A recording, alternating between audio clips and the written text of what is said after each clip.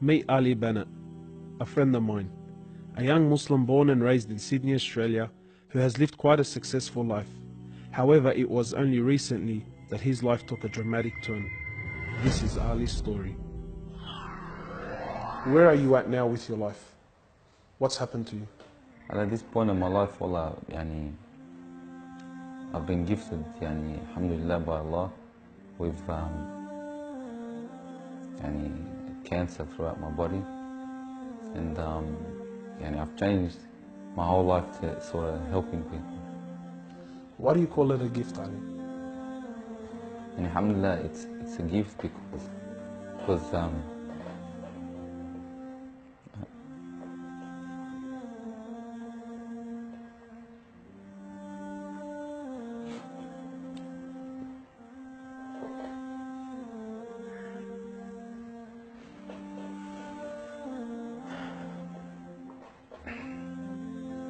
and it's a gift because Allah's given me a chance to change. What has having cancer, what has it opened your eyes to? SubhanAllah, everything in life, even the smallest gift, like breathing fresh air.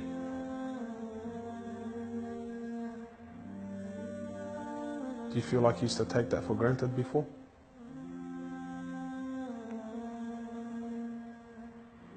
How long have you had cancer? 4 months now. Ali was diagnosed with stage 4 cancer and given only 7 months to live. Upon finding the news, he immediately sold his successful business and was forced to reconsider the lavish lifestyle he was accustomed to. Everything was to change. Ali, what was your reaction when you came to know you had cancer? I got rid of my cars, I got rid of my watches, even my clothes. I took them with me overseas and I gave them to a lot of people up there, alhamdulillah. So I wanted to try to leave this world without anything. So you were on a mission to get rid of your dunya. It wasn't until Ali invited us into his room that we truly understood the luxurious lifestyle that he was living and the extent of the sacrifice that he was making. What's all this, Ali? Talk to me, explain this. It's a bracelet, costs about $60,000. $60,000. Yeah. What do you have in these boxes now? They're all my shoes, alhamdulillah. Louis Vuitton? All Louis Vuitton. How much is something like this worth, Ali? They're probably about $1,300. How much you pay for that, Ali? About $700. Pounds. For a pair of thongs, yeah. So what's happening with the sunglasses here, Ali? Just like collecting different sunglasses. Yeah? I've got rid of a lot of them. I gave them to a couple of the brothers in Africa, alhamdulillah.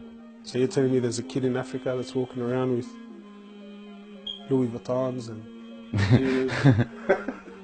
Can I try one of these hats on? I've only mentioned them in my talks like 100 times. You can try the red one on. It's limited edition one. Barakallah. What do you reckon, yours? Sheikh Gucci.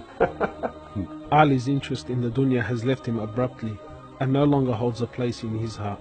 So Ali, what do you feel now like when you look at this? And driving something like this doesn't really cross my mind anymore. It's not something I would want to do no more. After someone tells you, or you find out that you're sick, or you haven't got much time in this life, wallah, this is the last thing you would want to chase. And this is how we should be living our life every day. How like these people would love to be in it, people would love to own, people would love to drive it. Wallah, they're going for the wrong goals. And you realize that when you get sick, when someone tells you you haven't got long to live, you realize all this stuff does not benefit us in any way. So what's the value of this in your heart now? This is worth one pair of thongs for a little African child with no thongs. Wallahi, it's worth more than me to see him smile with a pair of thongs than own one of these. Wallahi al-Azim. Ali has since dedicated the remainder of his life and wealth to helping those who are far less fortunate than him. After an emotional journey to Africa, Ali has established a charity titled Muslims Around the World Project. The organization wasted no time in the construction of a masjid and a school in Africa to serve as an ongoing charity for him when he finally has to depart this world. Well, it all started from when I went to the cemetery when a brother that has cancer passed away. And I was at the cemetery and I was just thinking to myself, you know, after you go, there's nothing. There's no one there for you. No mother, no father, no brother, no sister, except for your deeds. And even your money is not going to be there for you. So the only thing that's going to be there for you is a sadaqah.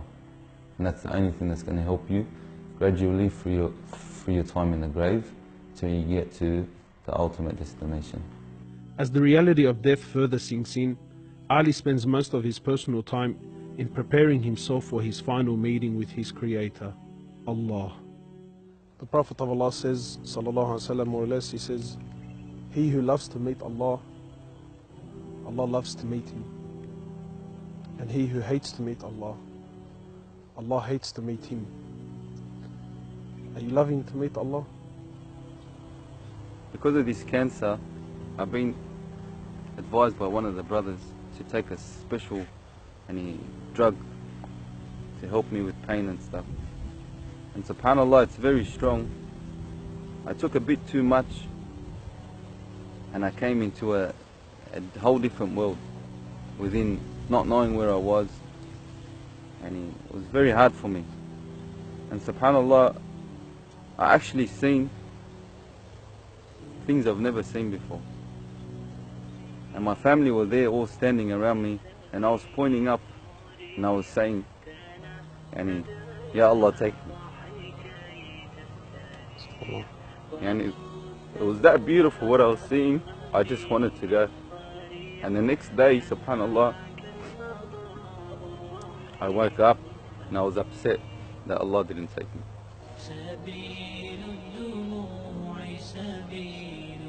Well, I ask Allah subhanahu wa ta'ala to purify you and to give you shifa, to keep you around us for a long time. Allah, may Allah subhanahu wa ta'ala reward you.